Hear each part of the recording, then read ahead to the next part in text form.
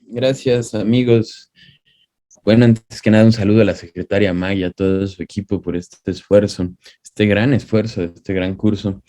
Sabrán que no es fácil venir después de Fer, que es una persona muy culta, que explica muy bien las cosas, con una gran trayectoria.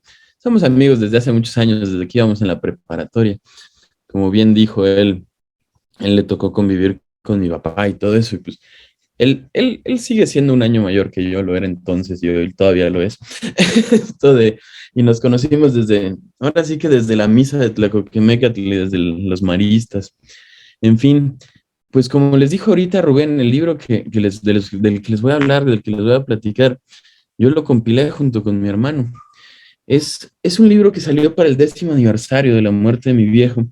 Entonces, así como Fer hablaba en dos tiempos, que era el tiempo de Don Efra Chico y el tiempo actual, pues nosotros vamos a hablar un poco en tres tiempos, que es el tiempo donde se hicieron estos textos, el tiempo en el que se editaron y pues el tiempo actual, ¿no? En esa ocasión era el 10º aniversario de la muerte de mi viejo e hicimos una trilogía. Si les soy honesto, la primera idea era hacer 5 libros, pero solamente terminamos 3.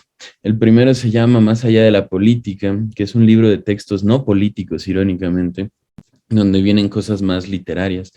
El segundo se llama Doctrina e Ideología, ese me tocó compilarlo a mí, junto con mi hermano mayor. Y el tercero se llama La Plaza y la Tribuna, y lo compilé yo solo. La idea de estos 3 libros era abarcar 3 distintos matices de la obra de mi viejo, ver esa parte que tenía de crítico de arte, esa parte de costumbrismo latinoamericano que escribió. Por cierto, los 3 libros los pueden bajar gratuitamente de la página de la Fundación Rafael Preciado. Ahí están los 3 así tal cual como los pueden tener. Pues fue una ruta larga en aquella entonces. La verdad fue una gran presentación del libro. Les debo de confesar que con nostalgia se recuerdan aquellos días. Muchas de las personas que estuvieron ahí ya fallecieron. Por ejemplo, uno de los presentadores fue Esteban Zamora, que ya no está con nosotros. Otro de los presentadores fue don Luis H. Álvarez, que ya no está con nosotros. En aquel evento estaba Felipe Zamora, hijo de Esteban, que se murió en el helicóptero con Blake. Estaba mi mamá, que ya tampoco está con nosotros. En fin, fue una época importante porque además teníamos la presidencia de la República y estábamos llevando todo este pensamiento a más personas. Al final del día, Carlos Castillo Peraza es quizás es conocido como el último ideólogo del partido. Y cuando dicen esto, pues en realidad tienen razón, y no tienen razón no porque no había habido personas inteligentes y capaces de generar pensamiento después de él, sino porque los ideólogos del PAN, yo creo que son 5, y abarcan cosas muy específicas del PAN. A mi viejo pues ya no le tocó la fundación, evidentemente, como a don Manuel, como a don Efra, no le tocó esta reproyección de la que acaba de hablar Fer de una manera muy agradable y muy nutrida, que fueron los 2 grandes ideólogos intermedios a estas alturas, podemos decir, que fue Fra Chico y don Adolfo Crislip. Y pues la última, el quinto ideólogo es mi papá, y yo creo que fue el que proyectó un PAN ganador, un PAN que estaba hecho para gobernar y que iba a salir de la oposición y que tenía la responsabilidad y la obligación de ser mejor como gobierno. Evidentemente, don Manuel Gómez Morín y don Efraín González Luna no vieron la victoria ni remotamente cerca. Luego, pues, don Efra Chico y don Adolfo Crisley, pues les tocó una época de cerrazón en donde inclusive hicieron textos sumamente interesantes y sumamente preparados sobre el ser de la oposición en México. Y ya cuando llega mi papá y llega en esta época que es en los 90, es lo que pasó después de la campaña de Cloutier, es lo que pasó en esa transición a la democracia. Mucha gente le llama el ideólogo de la transición. Pues ya es otro México, ya es un México en el que se estaban haciendo las instituciones, en el que había diálogo, en el que se podía hablar en otros términos. Ya no solo era el México que cargaba la persecución que hubo, el autoritarismo del que hablaba Fer, es un México ya más moderno, en el que se estaban llegando a los consensos para hacer instituciones, en el que se estaba llegando a la construcción no solo de la democracia, sino de cosas tan elementales como la modificación al tercero constitucional que permitía la educación más allá de la oficial, esta de adoctrinamiento que también mencionó Fer. El libro está dividido en 3 capítulos y un epílogo. El primer capítulo del libro se llama Fundar la tradición y abarca 3 escritos, que en realidad todo esto es verbal y gran parte del trabajo de hacer este libro fue hacer que los textos que tenían video se hicieran textos escritos. Por lo tanto, si ven alguna falta de ortografía o de redacción es mía, no de mi papá. Él simplemente eran discursos y él los dijo. Yo fui el que los agarró y los transformó en una obra escrita. Muchos de ellos, no todos, algunos nacieron como escritos. Ese primer capítulo, pues son 3 escritos sobre, dos sobre Gómez Morín y otro sobre Efraín González Luna, los 2 grandes ideólogos y fundadores del PAN. Después hay un segundo capítulo que se llama De la doctrina a la praxis, que habla de todos esos conceptos que ya vieron con Javier Brown, que ya vieron con Fer, que ya vieron con Tere, pero llevados a la práctica, cómo funcionan desde la vida real. Aquí pues se habla de doctrina, ideología y comunicación. Esta es una conferencia que da a los directores de comunicación y periódicos de toda la República. Después es una que se llama El PAN y el futuro. Esos 2 son sumamente importantes. Ahorita vamos a entender por qué y lo vamos a explicar más a fondo. Luego hay uno que a mí me encanta en lo personal, pero no es tan importante en este fin de obra, que se llama Los diputados y el partido, y es un mensaje que le da a su grupo parlamentario cuando él es presidente del PAN. Es un mensaje, pues estás hablando de una época de sumas turbulencias, es la época de Diego Fernández de Ceballos, de candidato a la presidencia, Gabriel Jiménez Remus de coordinador, una gran época. Después hay un texto que se llama Mujer Tejedora de Sociedad, que ese es en el contexto del primer gran evento de mujeres, que por cierto organizaba doña Ceci Romero, que por aquí anda, y si no va a estar mañana. Luego pues, pusimos un texto que se me hace muy importante, porque habla del dilema, el problema del aborto, cuando el mismo debate que sigue siendo hoy, ¿no? El tema de si es un tema de conciencia personal o no, el mismo debate que se sigue debatiendo cada 3 años en la Cámara de Diputados. Después hay un tercer capítulo, que es un capítulo un poco más llevado al concepto de que Acción Nacional va a llegar a gobernar. Los apuntes para la transición le llamamos. ¿Cuál era el papel de México para lo que venía, qué se tenía que hacer? Y después es un epílogo de un curso que además pueden ver en internet, y si alguien no lo ha visto, les recomiendo un chorro que lo vean, que es cuando mi papá era presidente del PAN, que estamos hablando de 93, 96. Él se tomó un tiempo en plena campaña presidencial de Diego Fernández de Ceballos para dar un curso de introducción al PAN. Entonces se reúne con una generación de jóvenes, que por cierto muchos los pueden seguir viendo por aquí ahorita. Ya no somos jóvenes, evidentemente, ya pasó el tiempo, pero les da el taller de introducción al PAN de una manera tan sabrosa, con una narrativa tan elocuente, tan bien ligada, que te enamoras del PAN. Todos los que estamos aquí pues debemos de conocer al PAN a partir de esa visión, a partir de ese concepto. Pues bueno, un poco mi malformación de filósofo me lleva a entender las obras, entenderlas bajo capitulado y sobre conceptos base, ¿no? El primer artículo que hay se llama Gómez Morín, el hombre de la esperanza, y es un estudio en el que mi viejo empieza redactando, bueno, es oral realmente, empieza diciendo que él era el primer presidente del PAN que no conoció a Gómez Morín. Gómez Morín murió en el 72, para ser exactos, y mi papá hizo su carrera de joven en Yucatán. Entonces él relata que como joven lejano al centro, pues era el primer presidente que llegaba a la primera persona que llegaba a la presidencia del PAN que no había conocido al fundador, que lo conoció por sus escritos, cosa que también repite en el tercer artículo, pero refiriéndose a Efraín González Luna. Él ya no fue una generación que le haya tocado conocer a los fundadores, no los vio, nunca los oyó hablar, más allá de lo que la revista La Nación llegaba a Mérida, más allá de lo que los libros y estos pequeños folletos que se hacían, que en realidad eran como artículos largos, eran como libritos de pensamiento del PAN, pues así conoció a esa generación. Habla de su historia, de su nacimiento en Batopilas, del complejo camino a partir de la orfandad muy chico, de cómo hicieron este grupo que primero les llamaban en burla los 7 sabios, y pues después irónicamente sí acabaron siendo 7 sabios de México, que primero era una sociedad de conferencias y conciertos, y después de ahí salieron pues cuando menos 3 o 4 de los grandes pensadores de México. Y pues habla de lo que fue don Manuel Gómez Morín y su camino hacia la política. Su camino como una visión de esperanza dentro de un lugar lleno de nubes negras. Cómo a pesar de la adversidad proyectó un México de otra manera y cómo proyectó un México con instituciones. Mucha gente, todavía ahora y en aquel entonces también, decía que el PAN había nacido como una respuesta al cardenismo, cosa falsa absolutamente. Mucha gente decía que el PAN había nacido como una respuesta al intento de modificación del artículo tercero. Ese es un absurdo tremendo. El PAN nace como una esperanza y no como contra la revolución, como muchos dicen.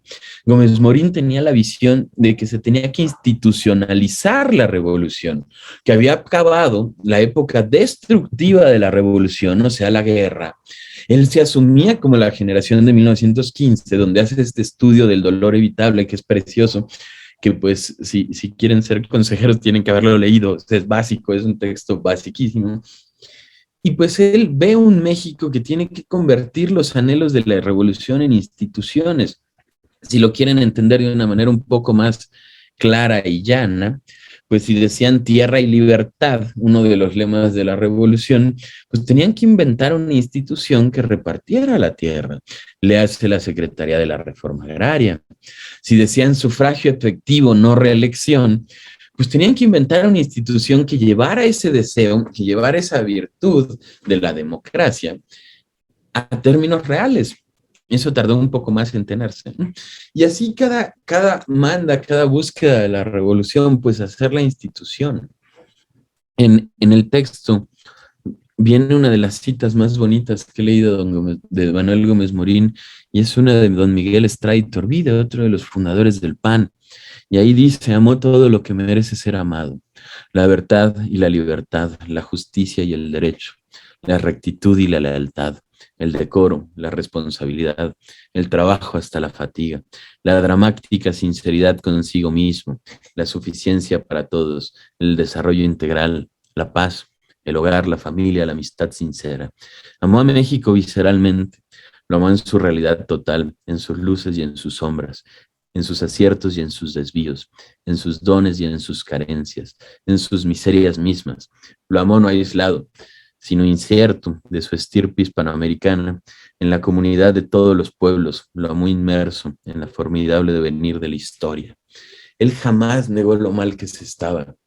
Él simplemente siempre vio una esperanza al final.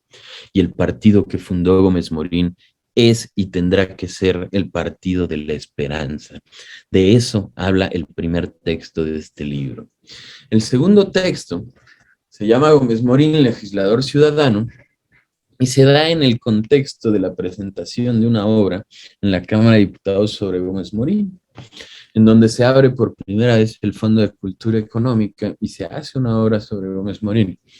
Ya no desde una visión maniquea de que es de los malos, sino desde su valor histórico como constructor social, como constructor de instituciones.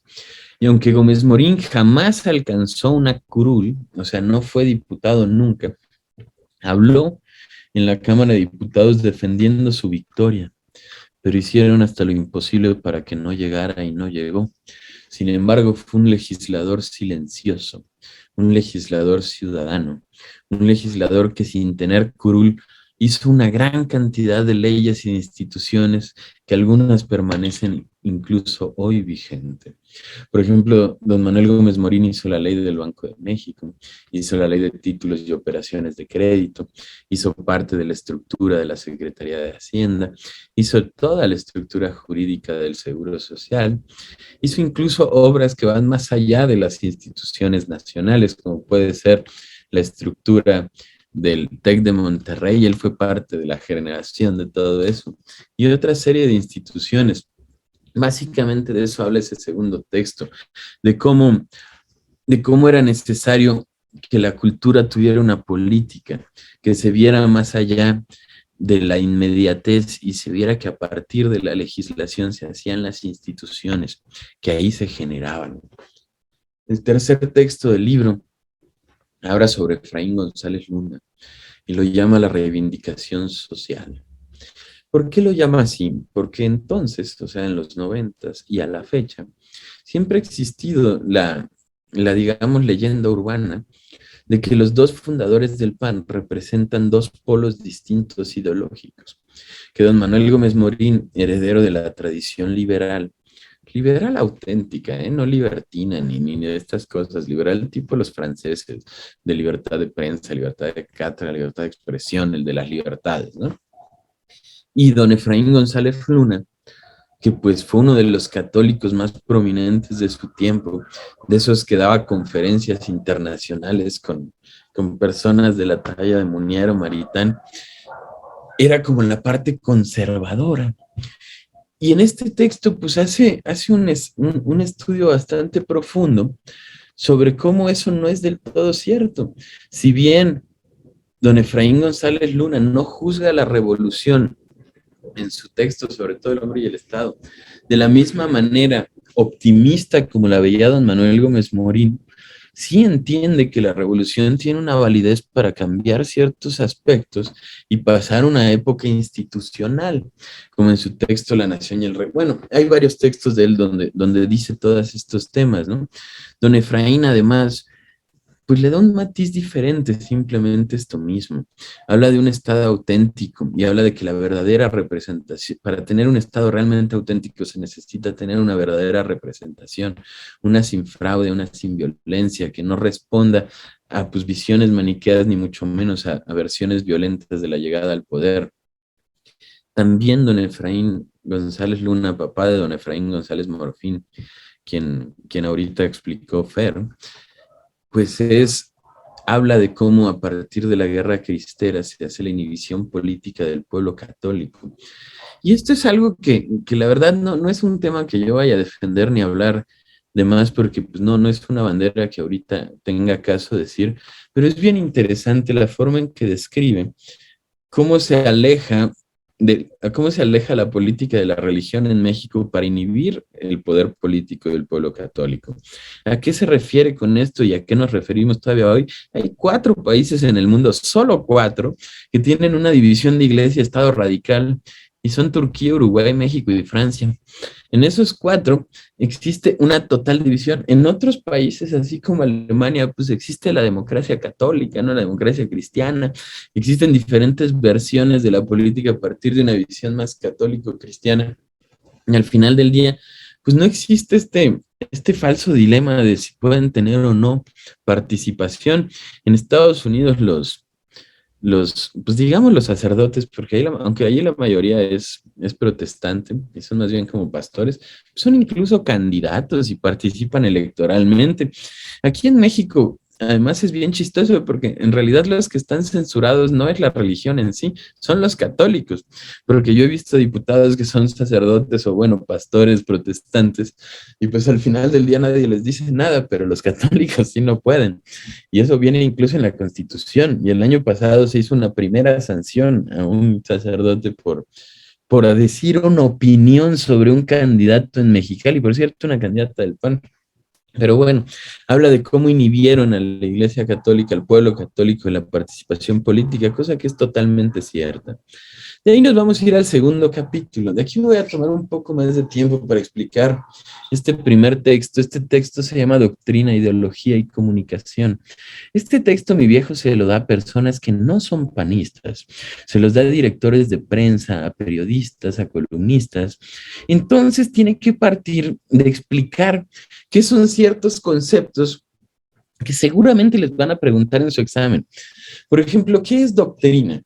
Doctrina pues proviene del latín docere, que quiere decir enseñar.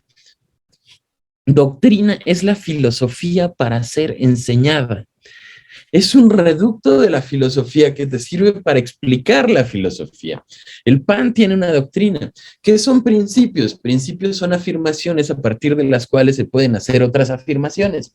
Aquí don Carlos Angulo hace rato les explicó los primeros principios de doctrina, que son los originarios, y como también les repitió Fer, pues son los vigentes, no es que hayan dejado de ser vigentes, y esos principios pues son 2 cosas, son una serie de afirmaciones a partir de las cuales se desarrollan todas las demás y son para ser enseñados. Ese es su objetivo. Para ponerlo en un término práctico, por ejemplo, la dignidad de la persona humana.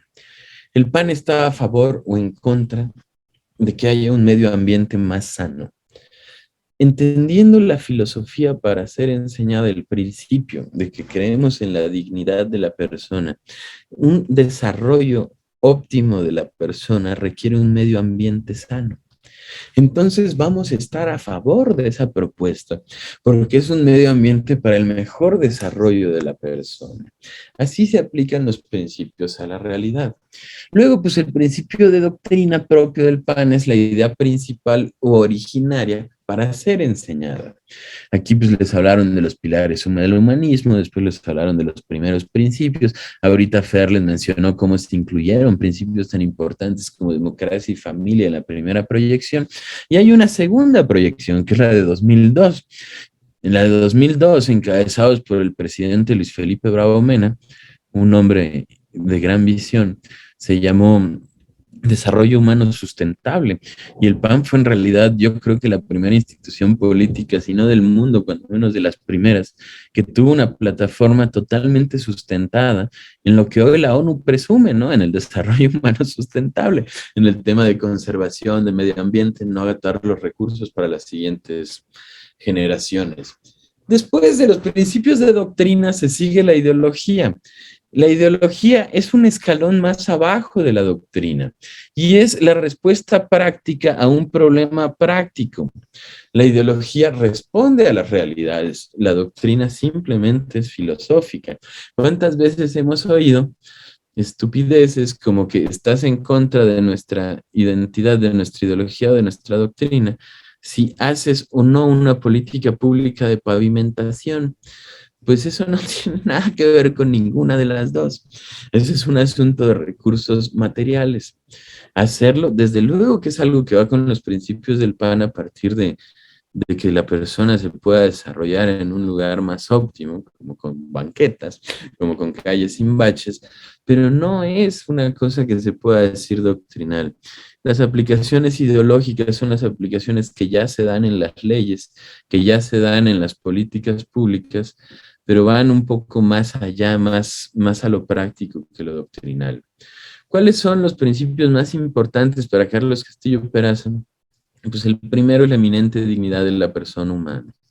La eminente dignidad de la persona humana proviene de la doctrina social de la Iglesia, el concepto, pues, ¿por qué proviene de la doctrina social de la Iglesia? Porque la nomenclatura proviene de ahí, porque pues no existe una persona, o cuando menos yo no conozco una persona que no sea humana.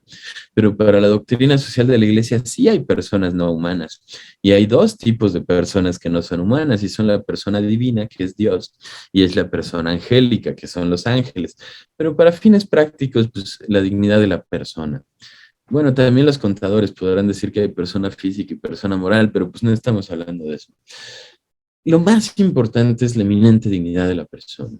Después la primacía del bien común, después la preeminencia del interés nacional y después la democracia como sistema de vida y de gobierno. Para Carlos Castillo Peraza, estas son las cuatro premisas que rigen la actividad política. Eso es para lo que estamos aquí y eso es lo que buscamos. Ahora, como les explicaba Fer hace rato en su exposición, cuando lo contrastas con lo que está pasando ahorita, pues hay muchas cosas que se ven amenazadas por el gobierno actual a partir de cómo están funcionando las cosas. De entrada, la democracia como sistema de vida y de gobierno está francamente amenazada. La preeminencia del interés nacional está francamente amenazada porque está ideologizada. O sea, a la par de que ves al presidente de la República defendiendo a un trío de dictadores frente a Estados Unidos, dices, híjole, sí sabes que la mayor parte de las exportaciones, pero la mayor parte, así hablando como 7 de cada 10 cosas que se producen y se venden fuera, se venden en Estados Unidos. Si sabes que así como 8 de cada 10 pesos de inversión extranjera es de Estados Unidos en México, no estás viendo por la preeminencia del interés nacional. Luego, pues el tema de la dignidad y del bien común pues es un poco más claro y ya se explicó. Después viene un escrito que se llama El pan y el futuro. Y aquí es muy importante, este texto es muy importante por cuatro factores. El primero, pues define Acción Nacional como los valores y los principios por los que luchamos. ¿Qué nos hace ser el PAN? Pues que creemos en esas cosas de las que estamos hablando. Eso es lo que nos hace panistas.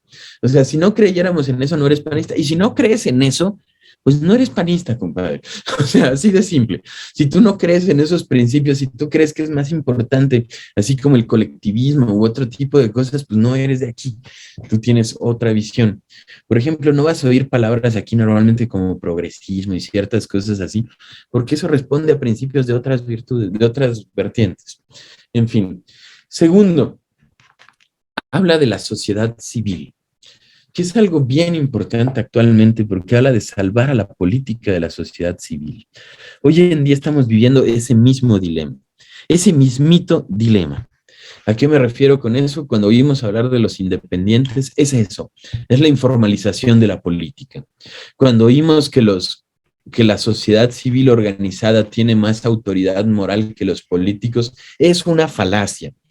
Y es una falacia porque eso es la informalización de la política. ¿Y cuando se informalizan las cosas? Cuando lo formal no da, cuando lo formal truena, cuando hay comercio informal, cuando la economía formal no da. ¿Y qué pasa con la política informal? Pues se vuelve bien peligrosa porque se vuelve sin consecuencias.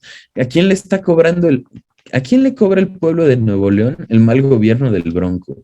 A nadie, porque fue un gobernador independiente que decidió ir solo y que votaron por él sin tener una garantía de quién lo respaldaba.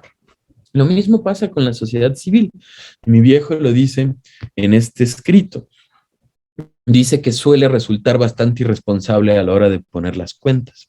Y eso es cierto, porque además me perdonarán los grandes empresarios, los grandes intelectuales que se jactan de tener opiniones más válidas en democracia que cualquier político, pero por ellos nadie ha votado.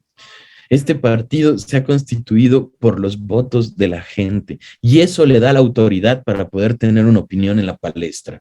Eso le da una autoridad para tener opinión en el ágora pública. ¿Por qué? Porque tiene votos, porque millones de mexicanos decidieron votar por la opción que es el PAN y nosotros representamos a esos. Los otros solo representan su propia voz. Pueden tener mucha razón en muchas cosas, pero no tienen más autoridad porque no tienen un aval social que los haya llevado a donde están. Ellos llegaron por el dinero o llegaron por quizás el conocimiento u otras cosas. Los que están aquí, ahora sí que lo hicieron contra la gente, lo hicieron contra el voto de la gente, así llegaron. No fue autoimpuesto, porque además parece luego que ser ciudadano es como un título de moralidad superior, ¿no? Dicen, no, yo no soy político, yo soy ciudadano. Compadre, yo también soy ciudadano y lo soy también al ser político. Irónicamente, las dos palabras son sinónimos. Uno viene de civitas, que es ciudad, y otro viene de polis, que es ciudad. Las dos palabras son sinónimas, nada más que una viene del griego y otra del latín. En este texto también es muy importante que habla de las éticas. ¿A qué se refiere con las éticas? En los 90 estaban muy de moda las éticas de la inocencia y hoy han vuelto. ¿Qué era la ética de la inocencia? Es que yo no soy malo porque soy malo, es que estoy traumado desde niño. Como mis papás me pegaron, no soy responsable de lo que hago. Y esas éticas son en las que nunca hay culpables y nunca hay responsables. Esa es la ética precisamente del presidente de la República, la de yo no tengo la culpa de nada. El PAN es opuesto a eso. ¿Por qué? Porque nosotros creemos en la ética de la responsabilidad. El que quiera ser político, lo que está asumiendo es la responsabilidad por los demás. Y de los demás, yo soy el más responsable, porque me hago responsable por todos. Si no te quieres hacer responsable por los demás, hay un chorro de oficios bien bonitos, como la academia, que no requiere que te responsabilices por nadie. La política es hacerte responsable y la ética de la responsabilidad es también la ética del perdón, de la comprensión y de la reconciliación nacional.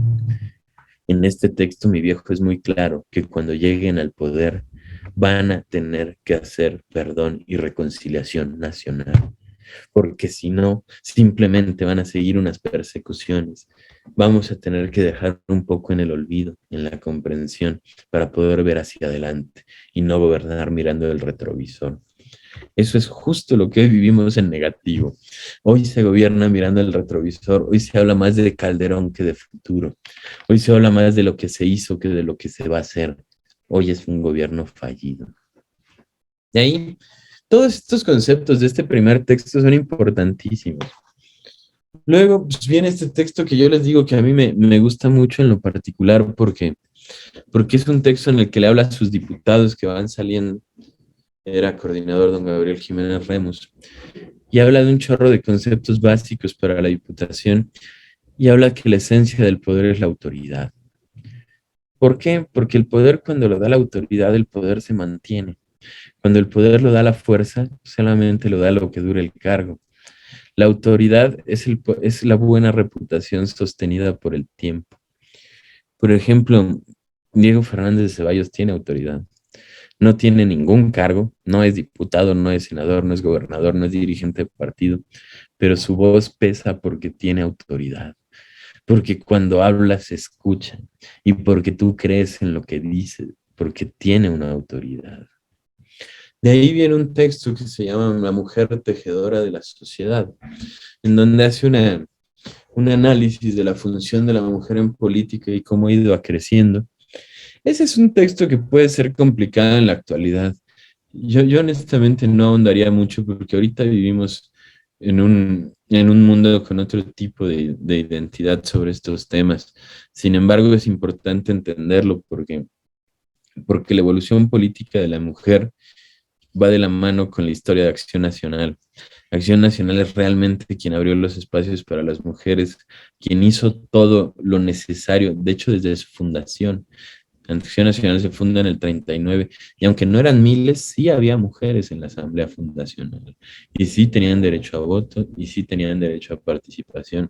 Les recuerdo que el voto de la mujer es a partir del 52 en México, o sea, mucho antes. También tuvimos, por ejemplo, a Delfina Botello en Tacámbaro, Michoacán, siendo candidata a alcaldesa cuando todavía no tenían voto las mujeres. Evidentemente, fue una campaña testimonial. De ahí viene un texto que también es muy importante, porque señoras, señores, ustedes quieren ser consejeros, tienen que entender lo que piensa el PAN. El PAN es el partido de la vida. El PAN es el partido que está en contra del aborto. Y no está en contra del aborto porque no crea que las mujeres tienen derechos. Eso es una tontería. Porque estamos en contra del aborto, porque esto es algo que va mucho más allá de los particulares. Para mi papá, el derecho, o sea, entendido como derecho a abortar es sinónimo de dictadura. ¿Y por qué decía que el aborto era una dictadura? Le decía la dictadura intrauterina. ¿Por qué lo decía? Porque es el reino donde gobierna, donde manda el más fuerte, donde el más fuerte puede definir quién vive y quién no. Y al más débil se le dicta pena de muerte, al que no se puede defender, al que no puede ni siquiera poner un pero, y eso solamente lo hace una dictadura. Hasta en los gobiernos, bueno, no, ahorita sí hay más autoridad. En la mayoría de los gobiernos autoritarios tienen derecho a juicio. Aquí no tiene derecho a juicio el indiciado. Lo matan sin defensa alguna. ¿Y qué sociedad vivimos si al más débil se le puede dictar pena de muerte y nadie dice nada? Esto es algo que va mucho más allá de las conciencias particulares. No es un tema de yo creo, es una política de Estado. Nosotros somos el partido de la vida, somos esa opción y no lo vamos a dejar de ser. Además, no en este artículo, mi viejo tiene otros textos donde defiende estar en contra del aborto. Y creo que la forma más bonita en que lo defiende, o cuando menos más comprensible, digamos menos ontológica, es cuando lo compara con los huevos de tortuga. Y dice, a ver, ¿por qué las personas protegen los huevos de tortuga? Porque saben que de ese huevo van a ser una tortuga. Nunca han puesto en duda que de ahí vayan a ser una tortuga. Y por eso lo protegen. Qué dichosas son las tortugas que nunca se ponen en duda que vayan a ser una tortuga. En el ser humano sí ponen en duda a partir de qué día es ser humano, a partir de qué semana se puede considerar que es ser humano. Es ser humano desde la concepción, porque de ahí no van a ser un gato, ni un perro, ni una tortuga. Y si no pasa nada, van a ser una persona. Entonces, el ser humano, como la tortuga, debe de existir no solo en actos, sino en potencia. Un huevo de tortuga es una tortuga en potencia. Un embrión es un ser humano en potencia, sin importar cuántas semanas tenga. Por eso el pan defiende la vida. No es una cuestión de derecho de la mujer, es una cuestión de derecho del no nacido. Es un tema de encuadre. Por eso es tan complejo luego defenderlo, porque lo bajas a ciertos universos y pues te dicen la mujer lleva todo el peso y eso es cierto. Pero si nos vamos hacia los derechos egoístas, pues podemos llegar a universos muy sui generis. Luego viene un capítulo completo que se llama Apuntes para la Transición. El primero habla de meditaciones en torno a la transición como tránsito, la nación, lo justo. Habla de la cultura del mural. Mi viejo en su libro El ogro antropófago, mi papá era filósofo, y dentro de su obra yo creo que de las partes filosóficamente más importantes es algo que se llama la cultura del mural. Si ustedes van y ven los murales de Diego Rivera y de los grandes muralistas mexicanos, siempre dibujan un México maniqueo. Un México en donde están los buenos de un lado y están los malos del otro. Y es el mismo México que nos pinta hoy López Obrador, ¿eh? El México de vamos a pedirle a los españoles que nos pidan disculpas. El México de este lado están los indígenas sufridos y de este lado están los españoles avasalladores. Eso no es cierto. Y no porque yo me siento español o me siento indígena, sino porque México es el sincretismo de ambas culturas. No somos ni indígenas ni españoles, somos la mezcla de los dos, somos mexicanos. Y eso es nuestro porvenir. Y si traemos debates de ese tipo, pues la verdad no vamos a llegar a ningún lado, por Dios. O sea, esto pasó hace 500 años y fue un mestizaje. Somos la mezcla de ambas culturas. Es más, los españoles no conquistaron México, los españoles conquistaron Tenochtitlán.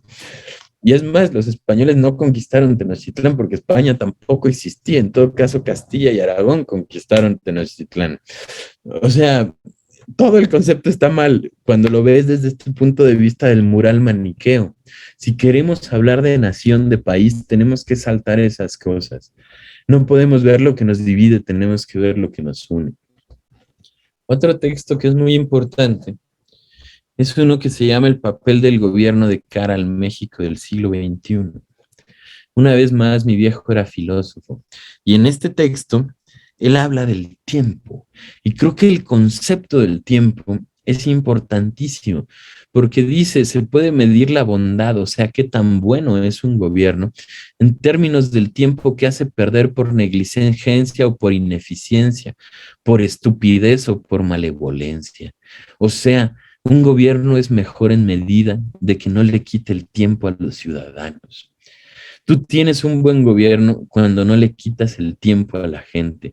Si vas a países así como Suiza, muy probablemente ni siquiera saben quién es su presidente.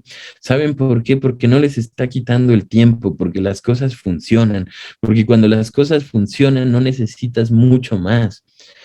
Aquí tenemos un gobierno que no hace más que quitar el tiempo. Todos los días de 7 a 10 de la mañana está diciendo mentiras y tonterías. Todos los días sale a posicionarse. Todos los días, o sea, la mañanera tiene secciones. La sección de las mentiras, la sección de no sé qué, del precio. Eso ya es un show de mañana, de esos de programas de Venga la Alegría. Y eso ya es un espectáculo. Y un buen gobierno, dice este texto, se puede medir en la cantidad de tiempo que le ahorra a los ciudadanos. De ahí, pues hay un texto que habla de la vigencia y los retos de la Constitución. Como ustedes saben, la Constitución pues viene de principios de siglo y pues muchas cosas se aplicaban y no aplican a la fecha. De ahí hay un texto que se llama Acción Nacional, punto de referencia, que también le habla a sus diputados, les habla cuando están saliendo de la legislatura de 94. Este es importante porque nos pone todo el contexto histórico.